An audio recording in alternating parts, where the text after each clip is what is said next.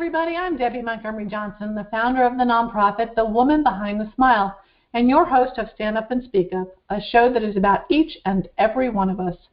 Many of us have something we're hiding, something we're ashamed of, something that through no fault of our own or through our own making we keep hidden, and that in turn keeps us hidden from each other and the world. Good people go through terrible situations. Wise people know when and how to let it go. Everything that happens to us helps us grow, and while it may be hard to see it right away, the most important thing to do is to change your perception about your circumstances. Regardless of what your personal experiences or traumas have been, this showcase series is designed to ignite the light in you, as well as providing safe harbor, education, personal growth, and resources so that no matter where you are on your journey, you'll have the courage to move on when you're ready. Stand Up and Speak Up features ordinary people who've been through extraordinary situations and struggles and found the courage to step out from behind their smiles and speak up about their experiences and the lessons gleaned from those experiences. Everybody heals at a different pace, and we recognize that. So come on in, have a listen, and enjoy the ride at your own speed. Good morning, good afternoon, good evening, wherever you are today. Welcome to Stand Up and Speak Up. This is going to be a really interesting show, as they all are. And I'm coming to you from sunny South Florida in spite of some of the rain we've had. It's a beautiful day in paradise. And I was just talking to Canada. It's a little bit hot in Canada, and they're looking for some rain too. And we're glad that they're always here to visit us.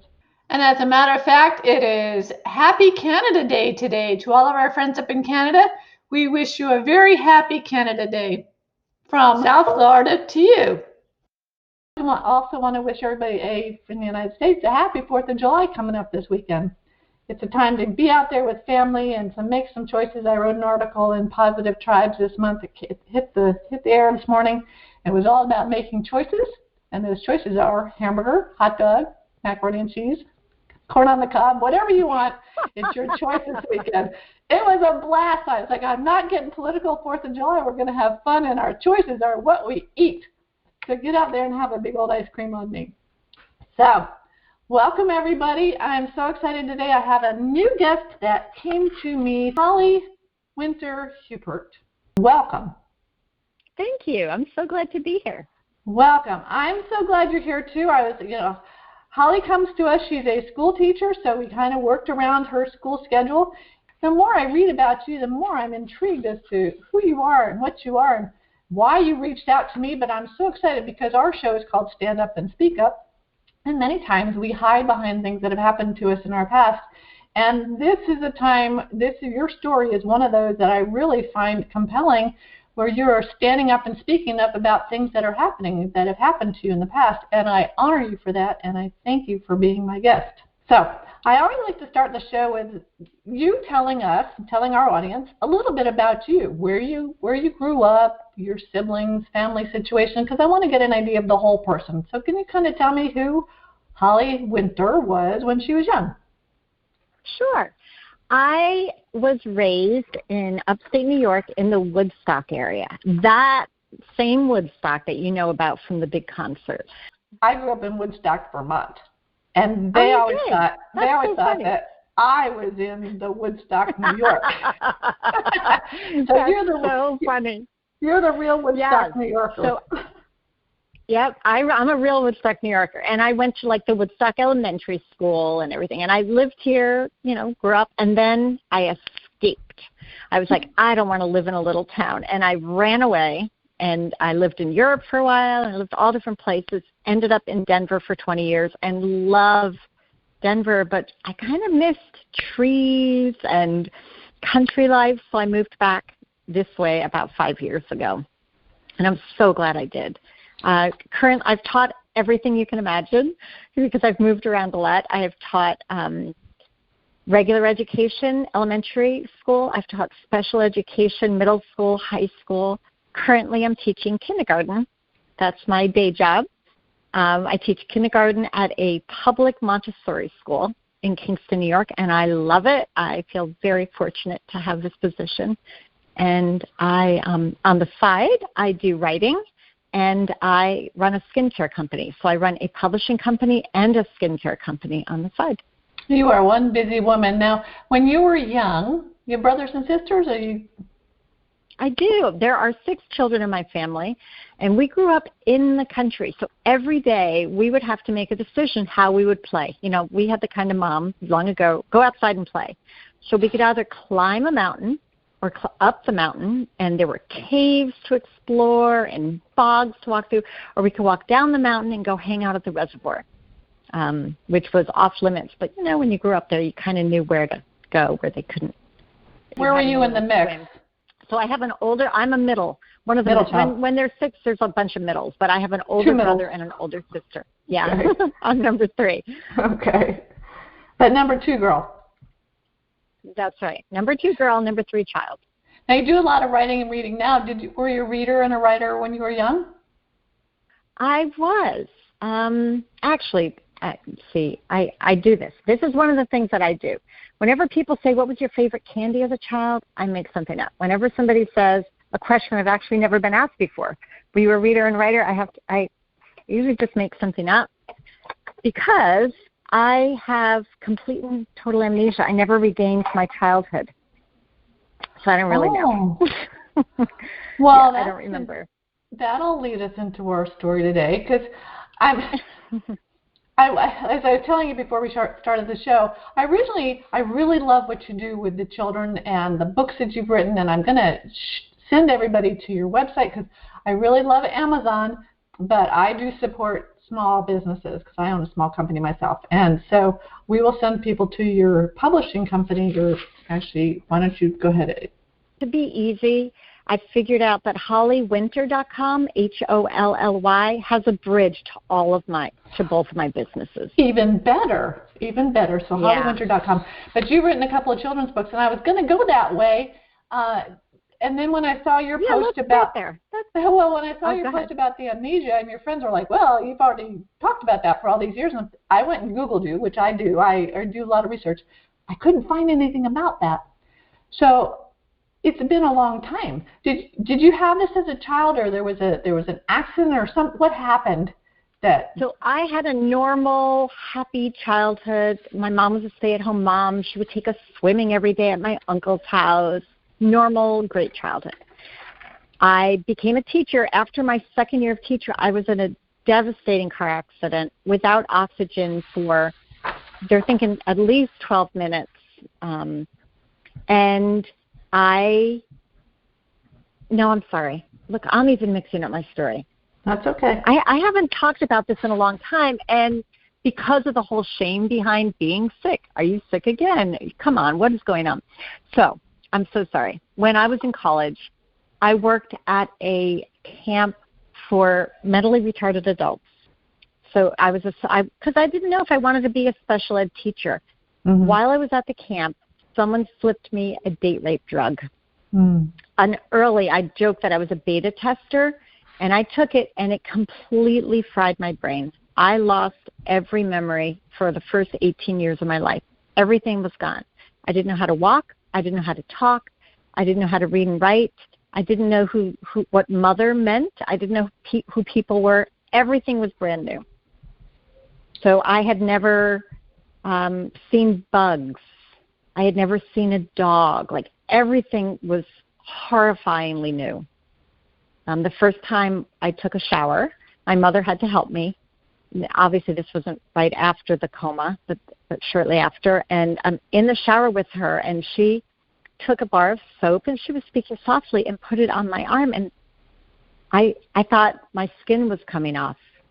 I still have this memory. Like, it was so terrifying, and I went running out of the shower, and they talked about it at the hospital for many years, how hard it was to catch a wet, slippery, naked woman running through the hospital in absolute terror. But I remember the first time I saw rain, I thought my mom had made that happen. I wonder if that's what little children think when they see rain. Like, I thought, look, my mom ordered rain for me. And so I lost everything. I had to regain everything, which made me very interested in teaching and education because I was learning to read as an adult. I obviously learned faster than I had the first time, but I had an insider's view of what it felt like to hold a pencil and it was uncomfortable, or trying to learn my colors and I couldn't remember the word purple. So it could be a very frightening thing in addition to being wonderful or full of wonder, you know. Yeah. So it actually wasn't scary because I had no memory that I should have had a memory. Nope, everything was gone. So I absolutely, it was like I was an infant again in the body of an 18-year-old. Well, honestly, I'm really grateful now that you're telling me about this, that you have a memory of it, or it's just a story, but I wouldn't know the difference. But it's just incredible to me. So the complete memory loss, so you didn't remember family, you didn't remember anything. Correct. Okay. Correct. I was a clean slate. Who was your support system during that? Your mom? So just family, yeah. I have lots of brothers and sisters. I have a great family, and I just thought they were nice people. I was like, yeah, I'll keep them. Like, I didn't know who they were. I had no idea. And my mom was very worried about, like, me being taken advantage of. Imagine a little girl in an 18-year-old woman's body. Absolutely. So she made sure she got a psychiatrist who was an older, very calm family man. That's what she wanted. At the time, I don't think there were women, because it was a long time ago. Mm-hmm. So she just really, they wanted me to live in the psych ward, and my mother wouldn't hear of it. She was like, absolutely, she is not going to grow up in the psych ward and be around that and think that's what normal looks like. When I did go home to her house, she would say things like, okay, why don't you go take a nap? I'm like, okay. She goes, why don't you go to your room? Like, they kept trying to trick me into remembering because that's what they believed at the time. Oh. Trick Holly. They like, go to your room and take a nap. I don't know what is my, like, I didn't even know what my room meant. So there was a lot of tricking and trying to tell stories and do you remember this? Do you remember that? It was exhausting. It really was. Like, well, maybe I'm trying to look at it from their point of view too. Is they didn't know how to do that. They didn't. You had to absolutely. You couldn't recreate memories. You had to make new. That's exactly right. Were you able to remember after you made those new memories? Yes. Yes. Okay. The gift of what I have is that my memory was very strong. Okay. And I was able to remember new memories. Okay. Wow, see, that's a good question. Nobody's ever asked me that before. Well, honestly, the only reason I would think of that right now is because we were talking about I can't even say it, the face blindness. Prosopagnosia. Prosopagnosia. Right. And I was watching the 60 Minutes article on that. Leslie Stahl did it. And one of the doctors there, Dr. Oliver Sacks, and Chuck Close, who's an artist, they were talking about that. And they said, and another gentleman was there, he said, I could be talking with you and I'd be looking at your face and then you walk out of the room and come back and I wouldn't remember who you were. So they were not. Right. So we can go into my second kind of amnesia. So the first amnesia, 18 years gone. And it's funny because I decided the way they handle that was to move away from home. Oh. So but I couldn't right away because I was very needy. Then I go back to college, like take some courses and try to learn to read and write and remember. And I didn't have a good, strong long-term memory in the beginning. I had to develop that. But I could remember things that I had done. So I go back to college. I work at a summer camp, and someone slipped me a date rape drug. They're not sure who it was at the camp. Oh. And that put me into a coma. And that I came out of that with isn't it funny? I just haven't even talked about this in a long time. And the reason is moving to a new state, getting new doctors, so many people, and that's why I thought your whole concept behind your program was interesting. Going to a new doctor and say, I have two kinds of amnesia, they write down like mentally ill.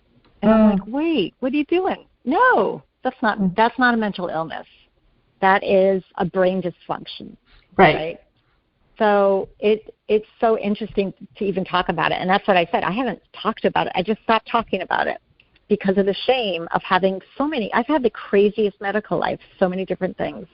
Well, can I please ask you to get shame out of your vocabulary? You had nothing to do with this. It's not you. And that's the thing about in our story, in my story, I could say I'm ashamed of what I did, but it was done to us. And this is something, and the drug that you had, do you know what the drug was? Did they ever determine what that was? No, they knew. No. They just said a psychotropic drug not indigenous to the United States. So they knew it was something. Yeah, it was something from far away. It was in a pill form. My understanding is that I was out with friends, and when you grow up in a small area, it is so rare to see someone you don't already know, right? Even if you go out at night. Right. Because it's a small area. And even though, it's someone and there were these two really cute men from New York City, and this was, amazing, because that never happened when I grew up. And we all hung out and had fun, and then I had a headache, and I wanted to go back. And they were like, I have an aspirin. I'm like, I am not taking an aspirin out of your pocket. This is what with me. So I put it in my pocket because they made me take it. And I got back to the camp, and I went in, and I couldn't find my aspirin, and I was afraid I would wake up all the campers because I was a counselor, and I had to sleep in the same bunk. So I just took one of those. I took one of the pills. It made me pretty sick. Fast forward a little bit. What got you into the teaching? Actually, a very interesting story.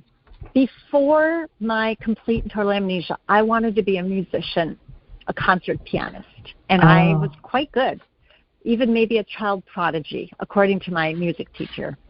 I was amazing, and she had made tape cassettes of me playing and sent them to a prestigious university, and they offered me a free ride.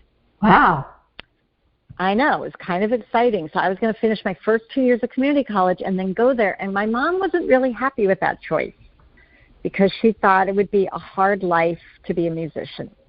So after the complete and total amnesia, when my music teacher said you wanted to be a musician, my mom said, no, you didn't. You wanted to be a special education teacher. That was your dream. And the music teacher kept going, Holly, I'm telling you, listen, this, and I'm like, but I lost the ability to play piano. I couldn't play anymore. She said, it will come back. I can teach you. That didn't go away. But I believed my mom. Long story short, my mother's dream for herself was to grow up and be a special education teacher. Yeah, there you go. Vicarious living.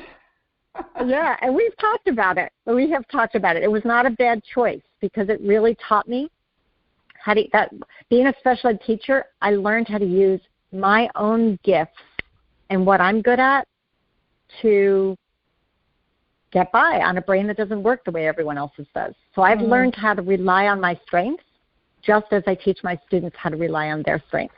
Memory is 100%, 90%? My memory is probably a little better than 100%. The testing they've done, I remember things better than most people do. My auditory memory is a little bit stronger. Yeah, I just have my memory is a little bit better than. But if I'm tired, like anyone else, the day-to-day things can slip just like everybody. Right. Oh. Each year that I get older, I recognize that I'm forgetting a few things. And my parents are 86 and 91, and every now and then, we'll hear a story over and over. And I'm like, Mom and I will get together, and she goes, remember that? Remember what we did? And I'm like, ooh. No, not really. Or she'll say, I don't remember. I'm like, okay, we're having a senior moment, and we'll get over this one. So, but this is just fascinating to me how you went through that, and I can understand, how frustrating it might have been with the doctors that you're like, just give me a break. You don't need to be bullied or shamed by a doctor. You need them to help you. And it's actually a ongoing. I've had the craziest medical things. So, to have amnesia, most people have amnesia and they kind of snap out, like the complete and total. There comes a time when they start getting vague, faint memories back. Mine didn't work that way. Right? So that's, there's only 5 people in the world, according to an amnesia expert I met with, that they only knew of 4 people in the world that had the kind of amnesia where you have to start back from an infant mind. And they were shocked to even hear about me. They're like, how did we miss this? So I was the 5th one that they had heard about. And then the visual amnesia. I'm the first, there is one other person in the research that they had to call it that. So I'm the only living person they know. It's like, why can't I? And I have had the craziest medical things in my life. And you go to the doctor, and they're like, oh, I have something going on right now that it's been a year and a half.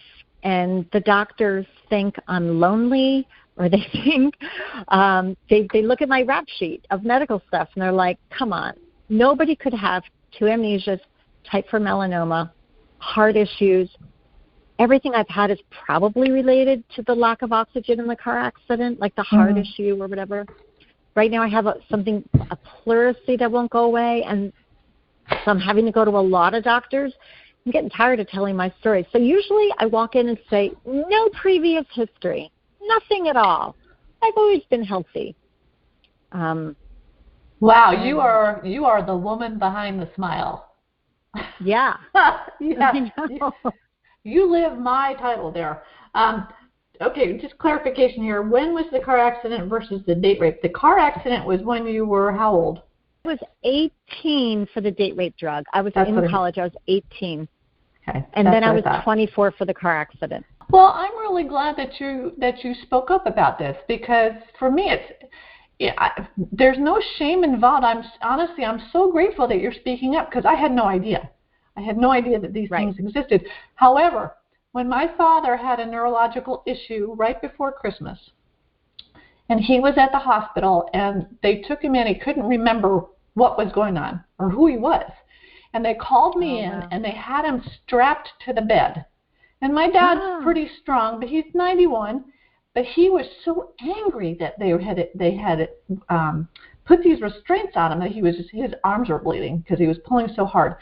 And they called me and said, you need to come in and talk to him and calm him down, because we can't give him a drug to settle him down, because they were trying to figure out what was going on in his mind, in his brain. And when I got there, I was like, Dad, for the first time I was the adult. And I was like, you've got to calm down. And then we started talking, and it was just like, he was remembering when he was, young, and when we were living in Vermont and all these things. I'm like, Pop, you're in Florida, you're in the hospital, do you remember what happened? And he couldn't remember any of it.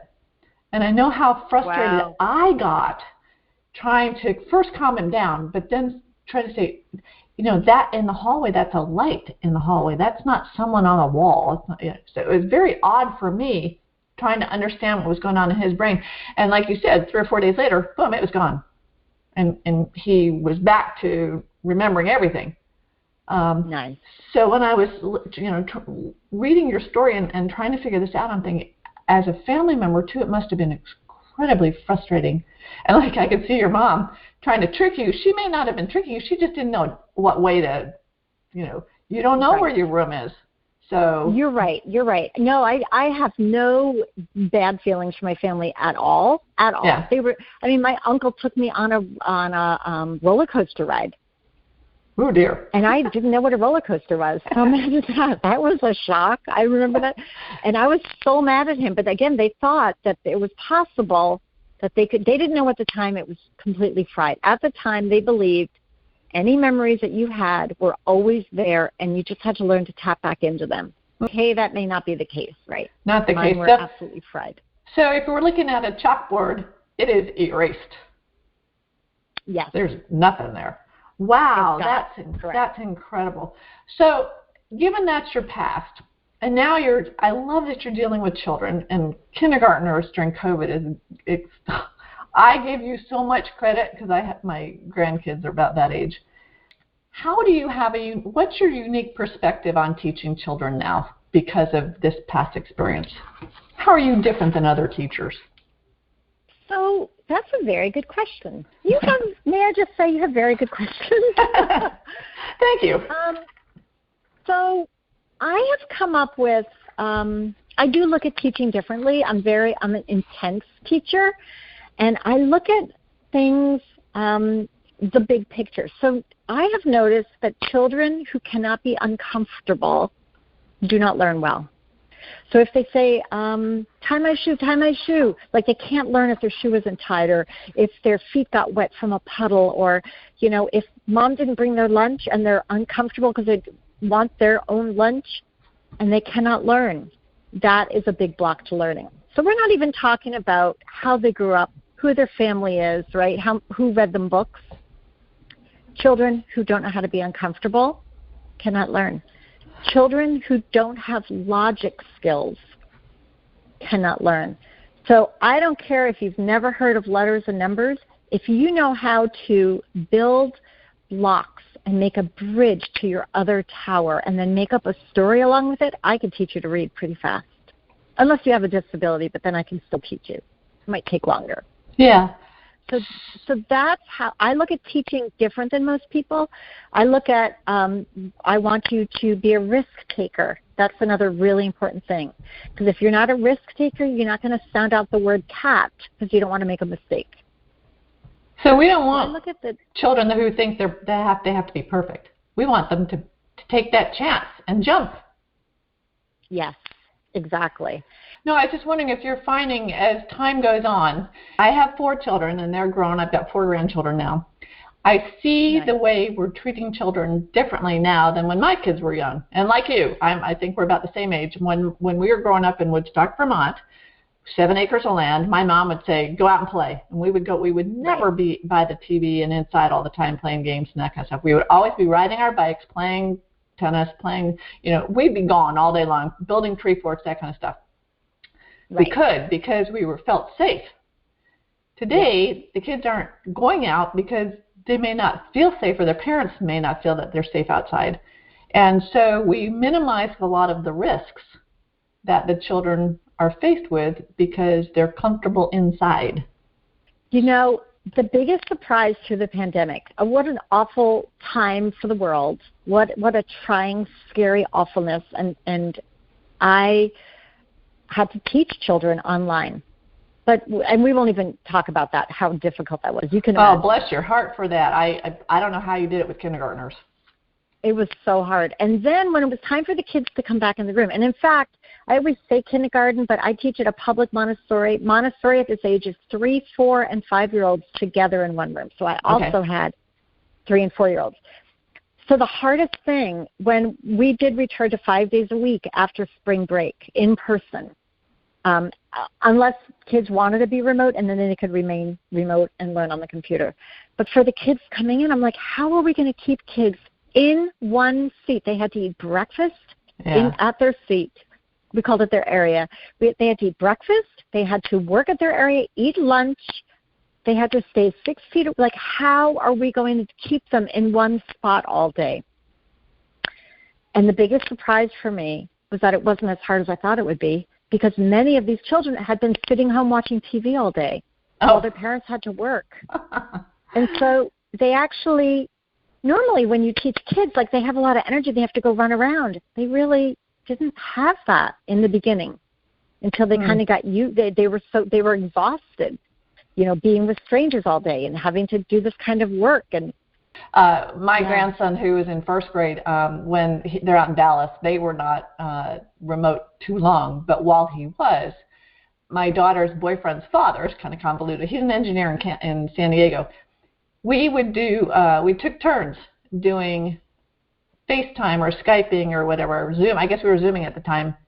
He would do Zoom math, I would do Zoom history or Zoom reading or whatever, and we would make it fun. So we would be the substitute teachers for my grandson, which was cool. It gave my daughter a little break because she was trying to work from home. My youngest granddaughter at the time, she's 4.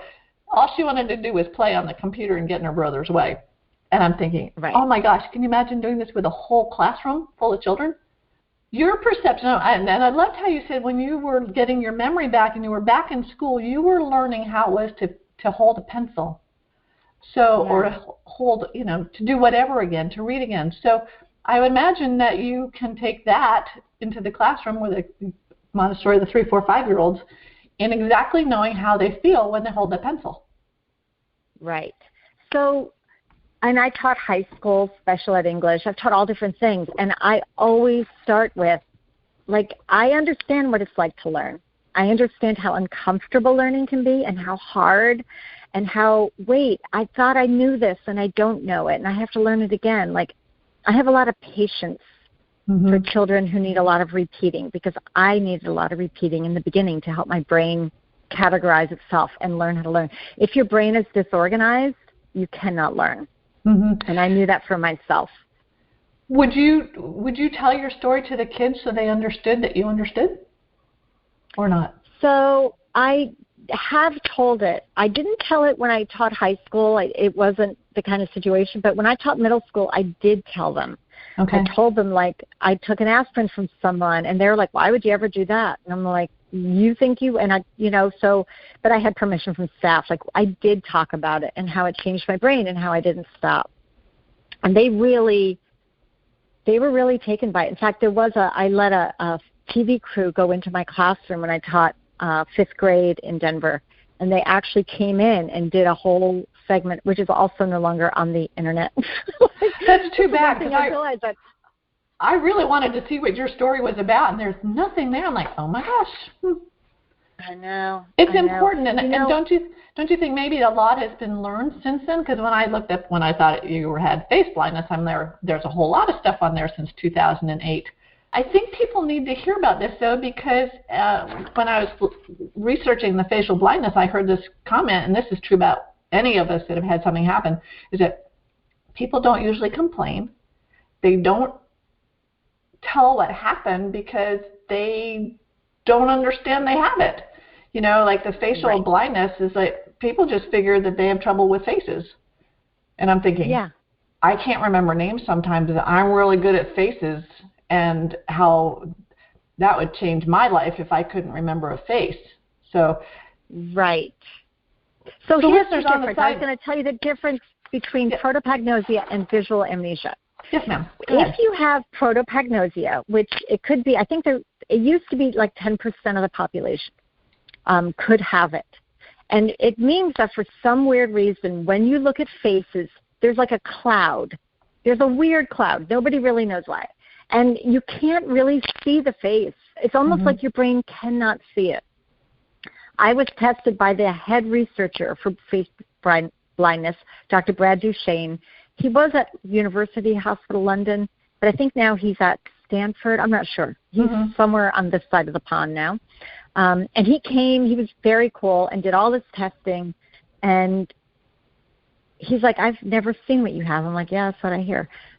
So the difference is I can see, and he would say, he was super cute, and when I met with him, he was like in his, early 30s and was just starting to have babies. This was a while ago with his wife. And he's like, do you think I'm cute? Like, no, if you had face blindness, you can't see the face, so you can't judge if someone's cute. And I said, yeah, I do. He said, why? And he listened to my answer. He's like, you can completely see my face. The difference on what I have is that I can't remember people, places, or things. I joke that I can't see nouns. So I'm sitting right now in my living room.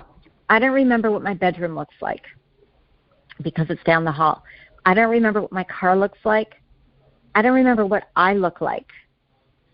When I drive, I get really lost because I have to pay attention now. I memorize. When I go anywhere, I have to absolutely memorize what things look like. So I have to pay strict attention. Most people with face blindness, after seeing someone for many years, it becomes imprinted and they are able to see the face of the people they love. Mine, never. I'm never able to remember what somebody looks like. So, Holly, how in a classroom, how do you remember who your children are? That's a really good question. Again, do they wear name tags? I don't know say this so much. Well, on the first day of school they do, but I memorize. So I am able to memorize every one of my students within the first 2 days. There's been a rare occasion where it's super hard. I've even had identical twins that I could remember better than anyone else because their eyes were a different shape, and I just learned. So I'm very, very good at learning what people look like. I notice if a kid gets a new pair of shoes, I memorize all of their clothes, everything they wear, their back. Like, I'm very good at that. I memorize. Your brain must be exhausted. It's funny. My first memoir, the memoir I wrote where I included some stories about this, is called Unlikely Memories and Two Amnesias. And I've just been starting to think I might be ready to tell kind of the real rough side of it, because I spent a lot of my life like dating going, don't worry, I got this. You have nothing to worry about. To where, you know what, this is actually really hard. So I think if I write another memoir, which at some point I will, is I'm going to call it like I lied. Oh. I didn't lie about having amnesia. I lied about how easy it is. Yeah. Well, we don't want people to feel uncomfortable, and we don't want them to think that we're not perfect. And the fact is we are, and we all have something different in our life but you know, it'd be interesting if you were to really tell the truth. I bet you there are people out there that are going through the same thing that say, wow, now I'm not alone. Exactly. And that's why we have the show. I know. And I've done a lot of media over the years, and then I just stopped because I had to come to terms with my medicals, as I call them, are not my whole life. Right? And so I got to a point where I only wrote books about other things. But now it's coming full circle. Like, I'm feeling more comfortable. And, like, you know what? That's why I said it's time for me to start talking about this again, because people are shocked. I did another podcast recently where I mentioned something. They went, whoa, stop. What are you talking about? Like, I guess I have to talk about this more, because it does help other people feel more comfortable with what they're going through. Absolutely. And there might be a child out there, too, that is struggling, and the parents have no clue. You know, you might have a child that's acting up, and we don't know the real reason why, you know? And it could be that maybe they're frustrated. That's my specialty. Yeah, my specialty is getting deeper and figuring it out. And I'm actually super lucky. Currently, I teach in a classroom with a co-teacher, a regular ed teacher, and a teacher assistant. And the three of us are an amazing team together. And our ability, all three of us, we figure kids out. We'll say, my TA will say, so-and-so seems sad. And I'll pull that kid aside. And you know, I had a boy that felt sad this year because he turned 4, and it didn't feel any different than when he was 3. Oh. Can you imagine being able to verbalize that as a child? And he was really sad. I know. And I'm like, I'm glad we talked about this. I know. Well, I just turned 63, and I'm really glad it didn't feel any different than 62. Well, bless his heart, because all you want to do when you're little is grow up. You just want to be older. Right. You know? Yeah, he wanted to feel different. I remember, like, driving from state to state. You always think it's going to feel different in a new state or look different. It looks exactly the same. It's just a sign. Exactly. Oh, goodness. Yeah, you're going into Texas now. Oh, my goodness. Well, this is so much fun, and your books are amazing. So the first book, your memoir was called Unlikely Memories and Two Amnesias. And then Cheese for Breakfast, My Turkish Summer. There's so much we could talk about. I want people to go to your website, see these books, get them. They're fun. The ones I want to get are the ones that you wrote for the kids. Can you kind of explain the 2 books you've written for kids and how those came about? Yeah, sure. So as a teacher of young children, I wanted a book of writing prompts that even a 3- and a 4-year-old could use. And there's nothing out there. And the only writing prompt books for children are things like how to write about lizards. Like, they're all nonfiction writing prompts. And I wanted fiction. Little kids want to make up stories about robots and monsters and unicorns. So I made my own. I wrote a book, and I took photos from my collection of either nieces and nephews or friends' children. I have none of my own children. And so they're large photographs. So my youngest children just look at the pictures, and they make up a story, and then they go and write their own story, which means draw a picture at that age. But older kids, then there's several prompts on there. And so it's been a really popular book. People all over the world are like, this is exactly what we needed. We needed a book that our children there weren't demands being placed on them. It's more, hey, have a little fun with creativity. What do you want to write about? You need to get that into the classrooms. I know. Many teachers have bought it around the world, and many parents during lockdown, they were like, this is what we need. It's called Right Now, Ideas for Writers, and one of the things I didn't do is put the word children in the title, because children don't want to read children's books. Well, They true. don't want to read books. It probably is not a bad idea for the adults too. I mean, I love to write, and I write monthly for a magazine, and it just like that when I was telling you, make choices and hamburger, hot dog, or whatever for 4th of July. Sometimes you just have to get out of your brain and just have fun and just let it come out. But I think that'd be a great idea for adults too. It doesn't have to be just for children. But I'm looking at my grandkids, thinking they love to make up stories.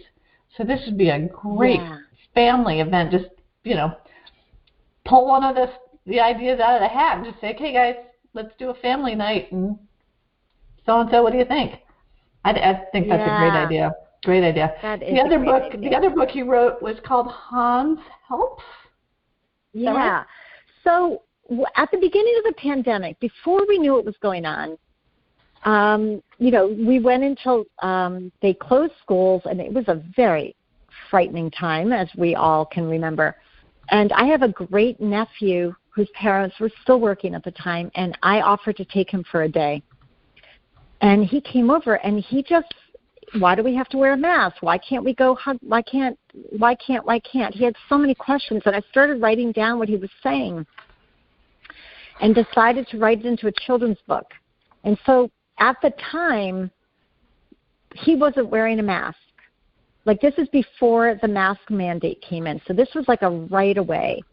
And parents loved it. It was a way that they could read this book to children, help them understand the pandemic, understand what was going on, and the whole idea of the book was to help my great nephew. We came up with ideas of what can you do to help keep everyone safe. Wash hands. He helped me clean all the doorknobs in my house. Just things like that to try to keep everything safe. Mm-hmm. How he could help, even as a 5-year-old. Mm-hmm. So the book, it did very well. I'm very grateful. And then when the pandemic continued and they wanted children to wear a mask, everyone said, you need to go back and just change the book to where he wears a mask. And I wouldn't do it because this book is a historical look at the beginning of the pandemic. Just answering the first questions. You need volume 2. Yeah. How we got through it. Right. There could be volume 2. Yeah. But really what's happening now is libraries all over the world are using this book as a historical document. Super. I do have Dr. Tim McGinnis on the line. And Tim and I were talking. Tim is an anthropologist, and I was like, when I heard about your story, I'm like, Tim, you got to hear this one because I'm just going to have him come on in. Tim, are you there? I am here. Hi, Tim. Hi, how are you? Tim, good, how are you? We deal with a lot of folks that have basically PTS, and some have amnesia. I mean, you wrote me a note saying we all deal with amnesia. Right. Actually, the technical term for what you had was post-traumatic amnesia, resulting from a brain injury or an illness. And obviously the number of flavors that comes in is many. Most of the people that we deal with have something called dissociative amnesia, which Correct. results from a traumatic experience, not an injury. In other words, an emotional trauma. And right. And one of the things that you mentioned that distinguishes between the two most clearly is the aspect of anger. An amnesia victim who experiences anger is dealing with a physical manifestation. Something happened to their brain. Dissociative amnesia are people that are generally kind of cool with the whole proposition. In some cases, they're even amused by it because they're sort of observing the situation as almost as though it's third party without an emotional connection because their emotions have sort of been put in a box at that point in time.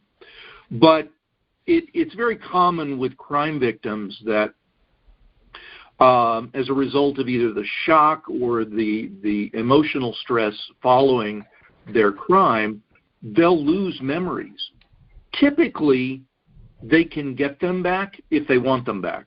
Sometimes it's decided that they don't need them back because the memory is too traumatic.